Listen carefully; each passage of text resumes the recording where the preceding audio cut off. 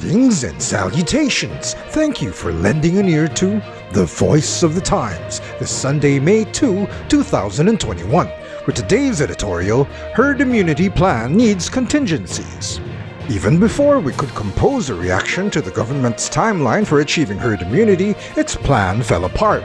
That was hardly surprising, given the obvious flaws. Initially, the deadline was to inoculate 70 million Filipinos, equivalent to about 70% of the population by year-end. Then came an announcement that the target date was moved up a bit, perhaps because of mounting public frustration over the resurgence of COVID-19 cases that required a new lockdown over Metro Manila and some adjacent provinces.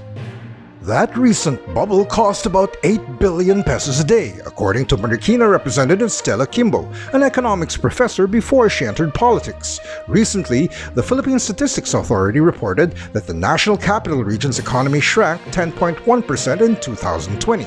Again, the main culprit was the lockdown, but Metro Manila also dealt with the impact of the Taal volcano eruption and inflation caused by supply chain disruptions and the African swine fever. Beyond what economic accounting can measure is the continuing loss of lives. More than 17,000 here have died because of COVID-19, and worldwide, the death toll has exceeded 3 million. With those grim numbers, it is not difficult to imagine why any government would want the pandemic to end as quickly as possible, and for sure, the best way to realize that would be to achieve herd immunity. For the Philippines, the problem is vaccine supply.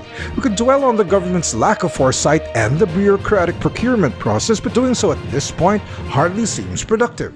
We may still do so in a future editorial, but for now, suffice it to say that there may be a reckoning come Election Day in 2022. In fairness to the government, pursuing herd immunity through vaccination is the right choice, but an effective plan is not wholly by design. The other part is emergent, meaning plans need to be flexible in order that adjustments can be made when conditions change during implementation. The Philippine plan seemed deficient on both counts. On the design part, the government target of daily shots seemed low. As of this writing, only 1.5 million have received at least one shot, and to vaccinate 68 million more Filipinos by December 31, 2021, the government needs some 280,000 shots per day, beginning May 1, 2021, including weekends and holidays. Also, remember that most of the COVID-19 vaccines available require 2 jabs, so we may need to double that figure.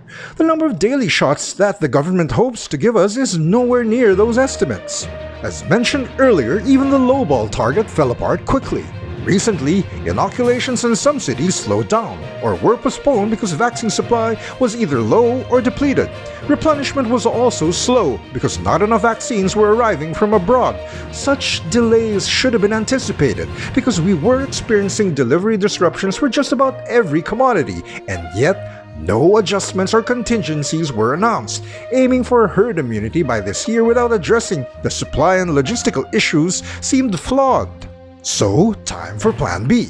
Even as every effort is made to acquire enough vaccines to give twice to at least 70 million Filipinos, the government should aggressively pursue contingency measures. For starters, we need to have even more testing, particularly with a more accurate reverse transcription polymerase chain reaction or RT-PCR test, and these should be given free to encourage more people to get tested. Right now, the government averages 45,000 COVID-19 tests daily, and there is a recommendation to increase that to 90,000 daily tests. Regardless of the testing capacity at present, the number will not seem adequate until the positivity rate falls below 5%, as the World Health Organization or WHO recommends. The positivity rate in the past weeks has been more than 3 times the WHO recommendation, which may mean there are too many undetected COVID-19 infections. Also, the government needs to be more effective in imposing or convincing people to observe physical distancing. That will be a challenge as people feel more pressure to return to work.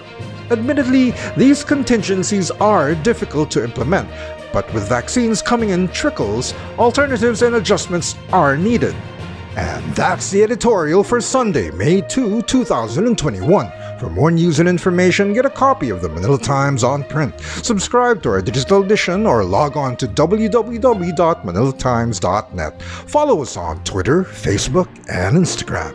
And listen to The Voice of the Times.